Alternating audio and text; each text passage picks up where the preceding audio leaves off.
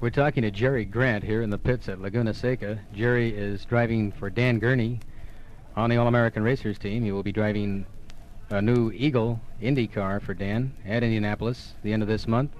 He will also drive Formula One for Dan in Europe with the new Eagle Grand Prix car.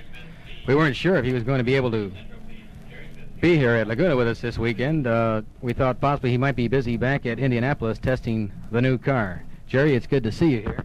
Well, it's a pleasure to be here, and I just got here by the skin of my teeth. We feel that our Indy car is in the ballpark, so they allowed me to leave for a day. A little short on sleep, but it's always a pleasure to show up here at Laguna Seca. How do you like this new Lola with the special heads, the Gurney Westlake heads? Does this make that much difference in the power of the car? Well, it definitely does. This is the Bardol Lola, but we don't have the Gurney Westlake heads on this week. Last week I made a gross error, and instead of shifting to third gear, shifted into first gear and turned the engine about 12,000 RPM, which bent all the valve gear.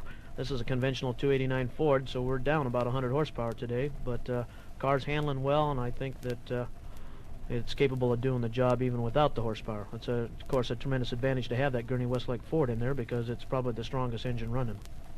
What's the displacement on the engine you use in the other car, the one that you had trouble with at Riverside last weekend? Well, it's a 289 Ford, basically, with a little stroke in it, which brings it up to 305 inches.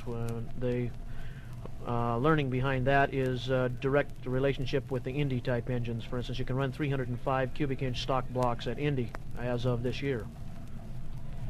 How is the reliability on this car as compared to the regular 289? Well, we've run over 1,000 miles on the engine, and until I had the problem of shifting into the wrong gear, we've had no problem maintenance-wise whatsoever. It's run like $1 million. As I mentioned, you got here late today and didn't really get a chance to get much practice in with this car. I think you're only able to turn about 2 or 3 laps. How does the car feel on the course? Well, it feels good. It's still set up from Riverside, where I only went about 2 laps in the main race. So actually, I believe the car is ready to do the job. And we, of course, have a distinct advantage running Bardol on Goodyear tires, so we're ready. It's a bit damp here today. Will this hamper your chances any or pose any handling problems if it gets any wetter out on the course?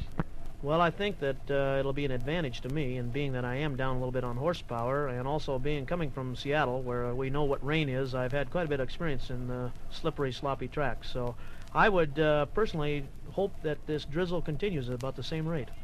Well, Scooter Patrick told me he's going to go back and do a rain dance, and he said he's certainly glad he's driving a coupe or an enclosed car. Well, Scooter's in that Porsche, and Porsches are noted for handling in the slippery tracks, so I'm sure he's doing a rain dance. But I would hate to see it pouring down rain. Who do you think will be your closest competitor here at Laguna Seca this afternoon? Well, I'm sure that Charlie Hayes will be the boy to beat.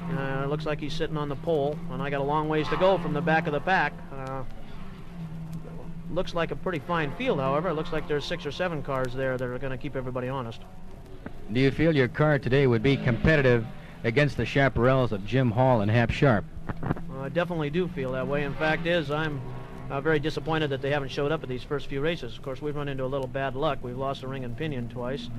We think we've got that problem cured, and I'm anxiously awaiting to tango with the chaparrals. I believe the Lola is quite capable of competing favorably with them, and of course, I'm eager to compete with them in this type of equipment, and backed by All-American Racers, we have one of the finest racing operations in the business. Thank you very much, Jerry. I'd like to wish you a lot of luck this afternoon. You've got a long way to go. As you mentioned, you're at the back of the grid because you failed to get here in time for qualifying and post a time. I'm sure you would have been up in the front row with Charlie Hayes. Charlie Hayes would have been up in the front row with me. Is that what you meant? Right. Thanks again, Jerry.